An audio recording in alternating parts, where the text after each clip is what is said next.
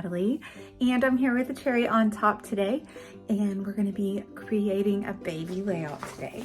I have the To the Moon and Back collection by Photo Play. Super cute, very neutral beige baby collection. We have a super cute baby, and we're also going to be heat foiling today.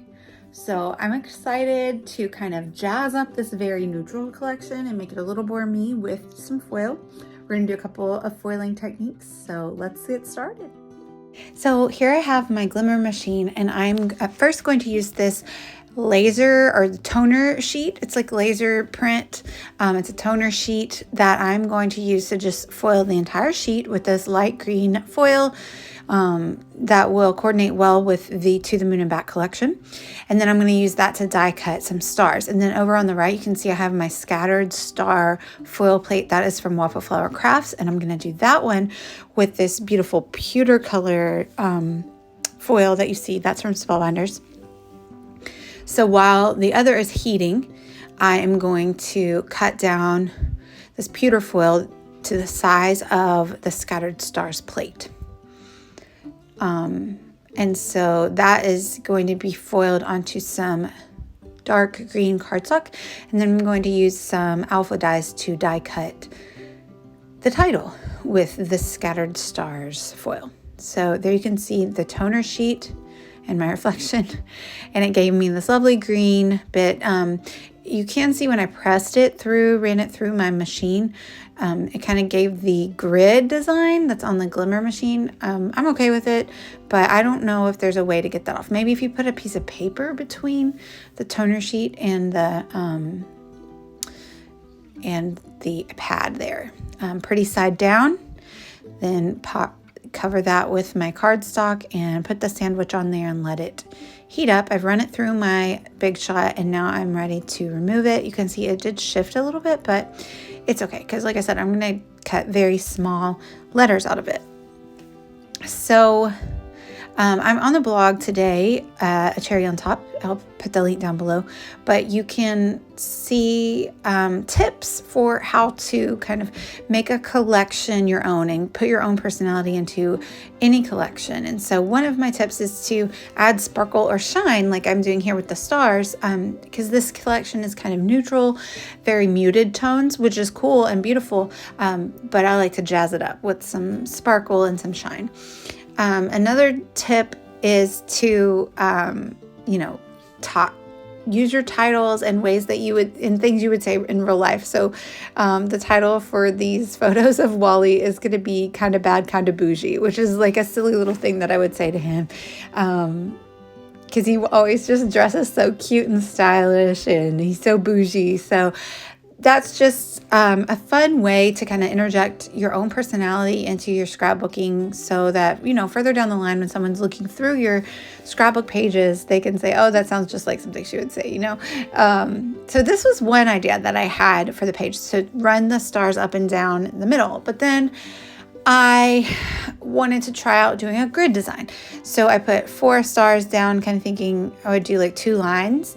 And then I'm like, you know what? I have 3 photos. Why don't I make the grid into 3 different lines and then interject the photos into each line?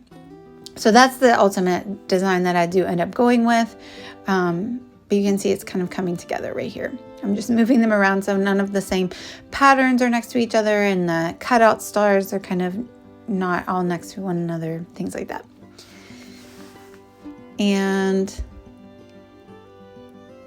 yeah, I'm liking the way that looks. So another thing is I encourage you to maybe look through your body of work, look through a couple of albums and say, what is an element that I see that is repeated often? And for me, it's the use of distress oxides. And I like to use mixed media in my layouts. And so repeating that element in all of your pages will really help bring cohesion to your scrapbook albums, even if of course, you're not using the same collections throughout the album and things like that. But that's just another element that you see a lot from me personally. And so that's just something that can really interject your own style and personality into your layouts. So I've rubbed the antique linen with a blending brush around the edge of the page. And now I'm just using a wipe to kind of pick up the color through the star stencils. So you'll see these like muted stars all around the edges. And that just added kind of my own vibe to it. And then I will also add some splatter with a darker Distress Oxide. I think this one's Gathered Twig, and so I'll just add water and then the splatter around the edges. I do this all the time, so this is just an element that you can kind of see very often repeated in all of my scrapbook layouts. So it's made it kind of my vibe and my style, but it's still the same neutral color palette of this lovely To the Moon and Back collection by Photoplay. So I'm just inking up the edges because it's just another element that I use like a distressed edge a lot in my work.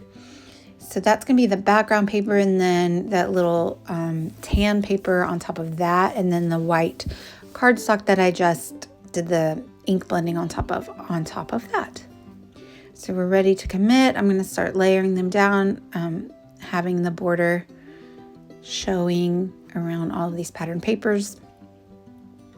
I did move it away because I didn't want any of my ink to transfer in case my Distress Oxides weren't 100% completely dry. I will say a lot of times I use gesso. You'll see me using gesso, and this one I did not use gesso, but with the ink blending, I feel like that I didn't need gesso because I'm not adding a lot of water to the page. I did add splatter, but it was not a lot of water. So it does give a different effect though. You can see how it kind of soaked into the paper, and it gave a really soft effect, as to it will be a little bit bolder if you use gesso. So that's what I'm liking there for the grid, and I decided to go to my sewing machine and put a stitch through each of the stars to add a nice texture, and it allows me to kind of lift these stars up off of the page for dimension. And then I also even ran a few of my photos through the sewing machine as well, and then I accidentally cut the corner off of that photo, so I'm just going to cover it up with one of my additional stars that I'm going to sprinkle around the page once we're done. So now I'm positioning the title that I cut out of the foiled cardstock. There's the Boujee word. And it's time to commit to the photos being stuck down. I already know exactly where they're going to lie, and I left the space for them. And I'm going to use my Nuvo adhesive to adhere down the titles.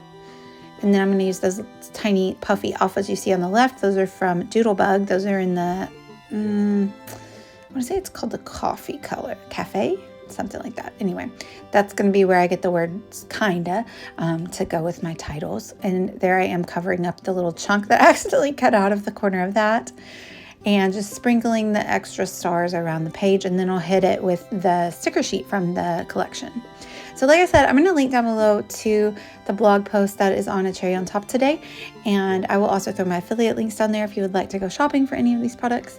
I love to hear from you guys. Let me know if you have any questions, and I'd love it if you like and subscribe. I hope that you are inspired. I hope you got a few tips today that maybe you hadn't considered before on how to just kind of make a page your own and really make your personality and own style come through in your layouts. So, we use collections that are designed by other creatives, but then we put our own spins on it to kind of, make our scrapbook pages our very own.